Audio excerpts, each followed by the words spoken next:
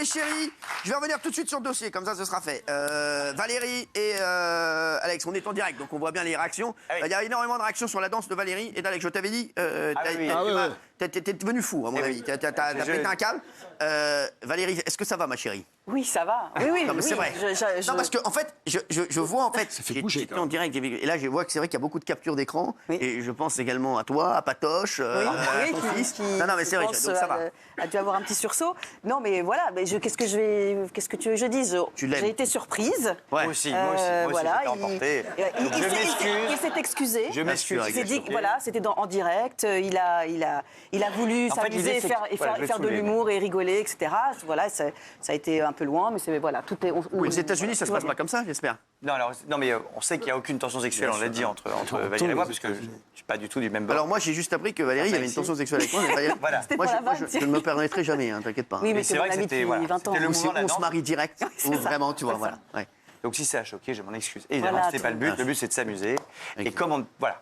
Faut faire attention à ce qu'on fait aujourd'hui. Est-ce que tu t'es amusé, Valérie? Je fais attention. Mais oui, mais de toute façon, on est en famille ici. Voilà. C'est vrai, exactement. Ça va, Jean-Mi? Et puis tu étais là, tu m'as protégé. Oui, bien sûr. Je te poserai. Je toujours. protège mon corps et mon honneur. Juste retiens aussi qu'il ne se passera jamais rien avec nous, à part le mariage direct Benaïm. Tu veux que j'aille voir tes parents?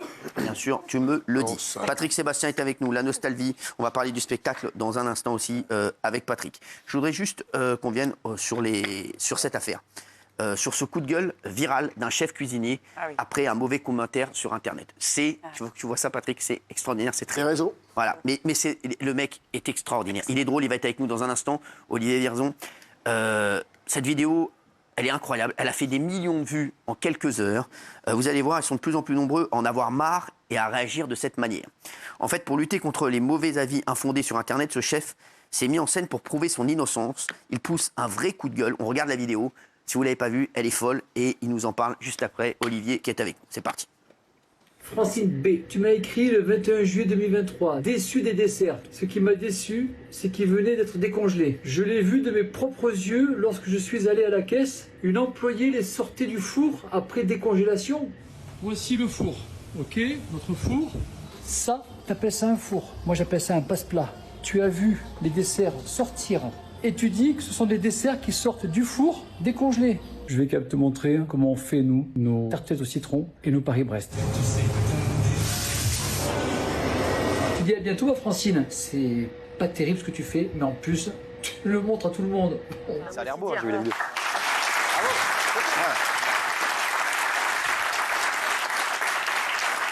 Merci Olivier Virzon d'être avec nous, chef cuisinier au restaurant Hôtel Dieu. Merci d'être là. Comment vous avez eu l'idée de faire la vidéo, Olivier? Sur un coup de colère. Ouais, c'est ça, t'as dit j'en ai ras le cul de ces cons. Oui, si vous voulez, ce qui m'a ennuyé, vraiment, c'est quand j'ai eu la réponse de TripAdvisor. Micro-main, on n'entend pas Olivier, merci. Merci, c'est pas grave, ça arrive de partout. Hein. Regarde, t'as des micros qui arrivent de partout. Tu vois, tu vas pouvoir gueuler avec ça. Bon, je disais, oui, ça m'est arrivé quand j'ai eu la réponse vraiment de TripAdvisor, si vous voulez, quand je m'étais plaint auprès d'eux en disant qu'il y avait une illuminée, si vous voulez, qui m'avait balancé un avis qui était complètement hors sujet. Et je m'en souviens, j'avais fait ça à 23h. Et à 23h45, j'ai eu une réponse de TripAdvisor qui m'a bien précisé qu'après une enquête minutieuse, donc bien poussée, l'avis resterait sur place. D'accord? Ça veut dire que tu te tais, tu la fermes, mais la vie reste sur place. Donc, à chaud, j'ai rien dit, j'ai attendu 2 jours et après, j'ai fait une petite vidéo, mais sans prévenir personne, comme ça, de mon bureau. Et ça a donné ce... C'est ça. Alors, c'est quoi le commentaire, Gilles? Le commentaire, en gros, c'est j'ai vu que les desserts étaient décongelés parce que j'ai vu qu'il les sortait juste des cuisines, mais cette dame n'a pas de chance parce qu'elle a confondu le monde plat avec la cuisine qui ne sont pas au même étage. Voilà. Donc du coup, monsieur, à juste titre, a réagi là-dessus. C'est ça. C'est ça, tout à fait. Hein. Tout à fait. Il faut le faire quand même. Faut le faire. Oui. Après, c'est vrai qu'il y a d'autres avis négatifs autour du restaurant qui donnent. Alors, moi, j'ai regardé la carte. C'est très bien noté, mais c'est très bien noté. Hein. C'est très bien noté, ça donne envie, très franchement. J'ai regardé le menu. Mais c'est vrai, Olivier, qu'il y a d'autres personnes qui, parfois, émettent des avis négatifs. Alors, je vais lire les avis un petit peu. Service très aimable, voilà, très bien. Cadre joli, cour intérieur. bon, mais très long. Ah non, ça c'était sur moi, pardon.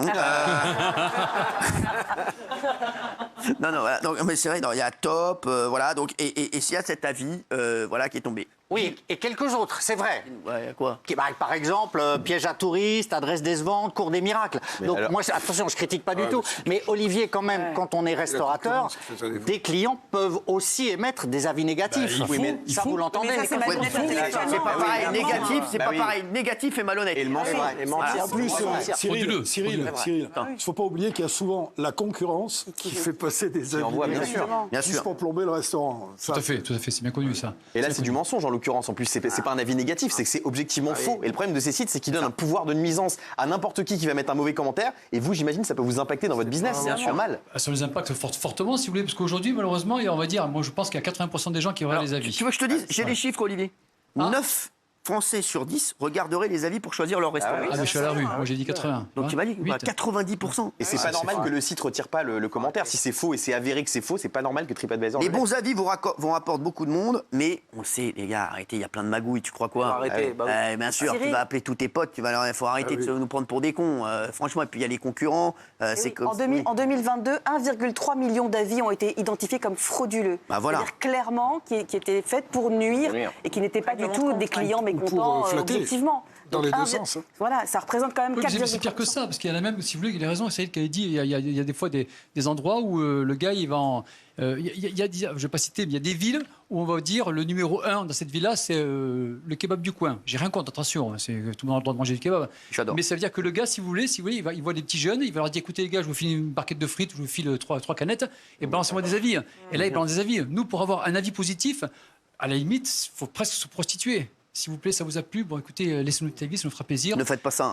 Non, non, c'est bon. Non, mais c'est un combat de longue haleine, si vous voulez. Et si vous voulez, nous, quand on a un mauvais avis, quand on a un avis, une étoile, ne serait-ce que quelqu'un à qui on dit c'est complet, d'accord, le gars, c'est complet, il prend mal, il faut un mauvais avis. Et une étoile, nous, derrière, il faut qu'on ait au moins 7, 8, 9, 10 avis positifs, 5 étoiles pour récupérer la hausse, vous comprenez? C'est injuste. Franchement, c'est injuste. Surtout que la nature humaine fait qu'on est plus tenté de prendre la plume pour critiquer que pour dire que c'était bon. Donc en fait, ceux qui prennent la plume, c'est souvent les gens qui râlent, comme pour la SNCF. Les gens qui font les commentaires, c'est dire le train était en retard, c'était pas propre, etc.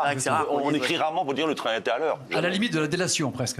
À la limite de la délation. Et puis le problème, c'est que tu as les névrosés qui vont laisser 5 fois un message. Donc je ne comprends pas pourquoi sur tous les réseaux sociaux, on ne devrait pas juste arrêter l'anonymat et tu as un compte pour une carte d'identité. Après tout, ils le font sur les comptes de jeu. Quand tu veux jouer au poker, au machin, tu donnes ta carte et ça devrait être pareil. Comme ça évite les bots, ça évite la folie le ticket de caisse. Déjà pour prouver, parce que là aussi, c'est une story. Avec la bonne date, parce que parfois les dates ne correspondent pas. Exactement, c'est bien. Olivier, tu regrettes pas d'avoir fait ça? Écoutez, je regrette pour une chose. Moi, je ne suis pas quelqu'un de méchant. Je regrette pour Francine. Parce que Francine, elle prend cher, la pauvre.